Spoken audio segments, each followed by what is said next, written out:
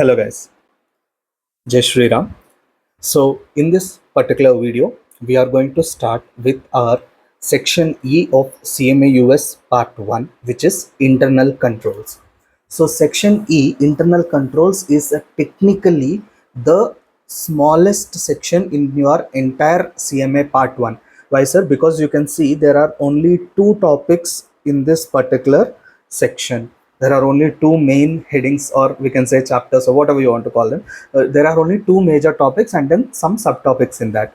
So this section E, internal controls, is for a weightage of 15% of your exam score. So you might already be aware section D is also 15%. So section E, 500 into 15%, that would be 75 marks in your examination for CMA part 1. So what are the two topics in section E, internal controls, sir?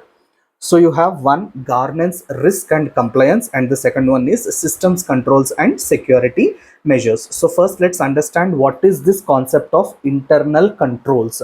I'll just ask you a simple question. When you are if suppose your entire family is going out for a picnic or a movie or somewhere to a restaurant, before leaving the house, what do you guys do, sir? Your parents will first lock the house, right? They'll put one big lock for the house. And second, typical Indian middle class father would two times pull the lock. Even after locking the key, locking it, he will pull the lock two three times to check whether the lock is perfectly fit or not. Why do they do that? That is nothing but an internal control in your family. That's just an internal control. Understand this. Any kind of processes, procedures, or rules and regulations, restrictions that we put are part of internal control systems in that particular organization or family or whatever you want to call it. I'll give you a better example. Suppose if you go to a bank and ask the cashier, I want to withdraw 5 lakh rupees from my account. He will first check the balance in your account. Basically, do you have that much of balance in your account or not? That will be checked. औकात है कि नहीं. उसके बाद, after that, what will happen? He will tell you, sir, I cannot authorize a withdrawal of more than 50,000 rupees in cash. So if you want to withdraw 5 lakh rupees, please go to the bank manager, branch manager, and get his permission. With his approval only, I'll be able to, give you the cash. Sir, this is nothing but another internal control in the organization. In that bank, in that branch, they have an internal control. Cashier can authorize only a cash withdrawal up to 50,000 rupees. That is also an internal control. Now comes the question, sir, why do we need internal controls? Because that is how you make sure that things in the company, things in the organization, things in the entity go in a process, in a smooth, structured manner. Otherwise, what will happen, sir? Chaos will happen, nothing will be organized, right? So that is why we need internal controls. Sir, imagine you are preparing some sweet at your home. Okay. Um, why should I say you? I'll tell you with my own example. I'll put it on myself. I'm from Andhra, so we have this sweet. I don't know what it is called in other languages, but in Telugu we call it as sununda. Okay, I don't know. It is made with black gram, I believe. So lot of ghee, lot of sugar, lot of jaggery, whatever, honey. Different people make it in different manners. I hate the honey version of it, but the jaggery version and the sugar version, they're pretty sweet. So anyways, it's just a sweet, understand that. Let's go further. So at my home, whenever my parents, my grandma, whenever they come and they prepare, I was not allowed into the kitchen most of the times. So what happens is, when I go there, even before it is completed only, I start eating it, even during the preparation stage itself. So at my home it is fine, but still what they are doing, sir, they are restricting me to go into the kitchen when they are doing that. Imagine, suppose you are in a 5-star restaurant or a 3-star or something, any whatever star it is, doesn't matter. So imagine you are in a food business. Okay. So imagine if all your staff are like me, hungry, selfish idiots. So they are just eating half of the food while preparing itself. The chef himself is a very hungry fellow, so while preparing the biryani he eats half and half he serves to the client. Then what will happen, sir? There will be a very bad review and all that stuff, right? So there has to be internal control, just like how my mom and my grandma, they restricted me from going into the kitchen. Like that only in the restaurant also there should be some controls, that these people are not allowed to have the food other than for tasting purposes. So like that there should be proper steps, there should be proper rules and regulations, rights and responsibilities, division of power, okay, all that stuff. So that is what is covered as internal controls. So as a management accountant, you should know how to design these internal controls and how to have effective and efficiently functioning internal control systems. So what are we going to learn in this particular, sir? Two topics. One is governance, risk and compliance, and the other one is system controls and system measures. So let's look into these things in detail, sir. First one, governance. Governance means what? In short, how to run the company. Government. What does government do, sir? Government runs the state. Central government runs the country. Similarly, governance in an organization runs the company. So the board of directors, executive directors, non-executive directors, independent directors, then this audit committee, all these things form under the part of governance. They run the company. Some people are given the responsibility to do the day-to-day operations. Some people are given the responsibility to overview the operations of the company. Some people are there to make sure compliance is properly done. Some people are there to make sure audit is properly functioning. Like that, everybody has different tasks. That is called governance. Then risk. Sir, understand, companies are dual entities. You might have learned this in your +1 first chapter in commerce lectures, right? Dual entity concept, accounting concepts, you know uh, what are those, accrual concept, money measurement concept, conservatism concept, dual entity concept. In that you have dual entity. What is dual entity, sir?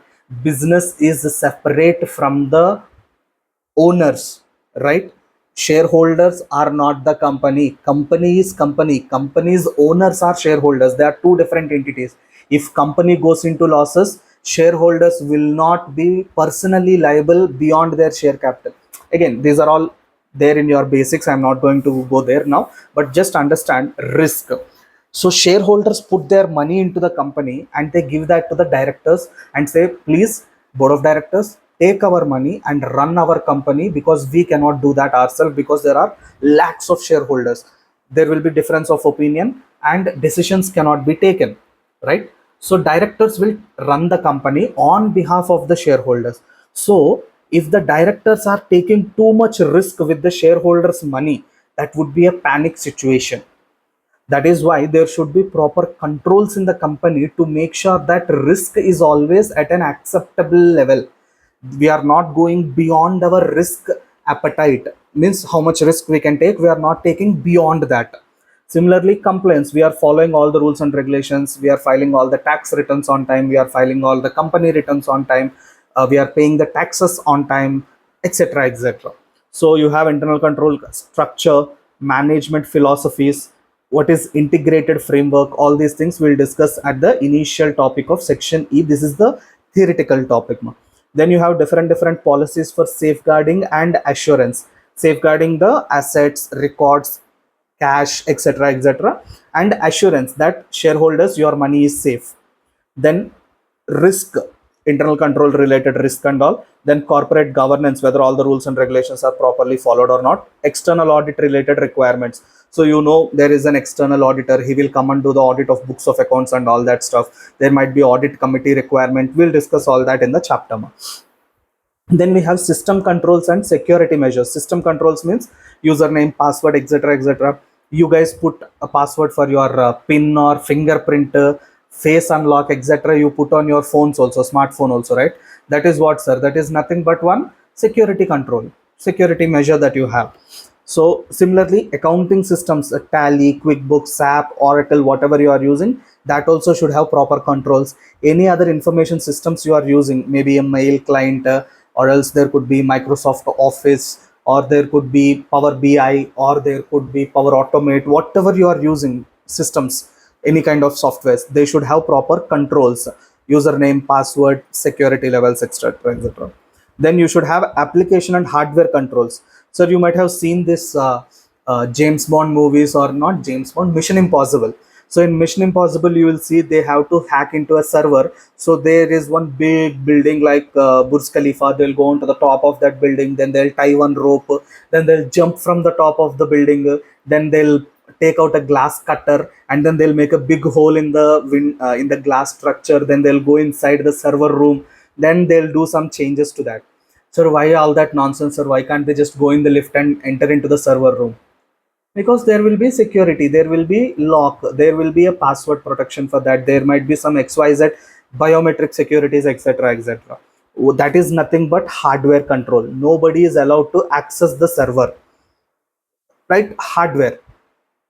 Next, network, backup, disaster recovery. We also do all these things on our smartphone. We have backup to Google Photos, right? Whenever we take some picture, automatically that will be backed up to the Google Photos, right? So why do we do backup, sir? Because we want to avoid any kind of disasters. So in the companies also, we need to have all those things: cold network, cold backup, hot backup, warm backup. There will be different sites. So we'll talk about that when we go into the lectures. All right. Then the last one is business continuity planning. So even if the worst case scenario happens, we have to make sure that our business can continue.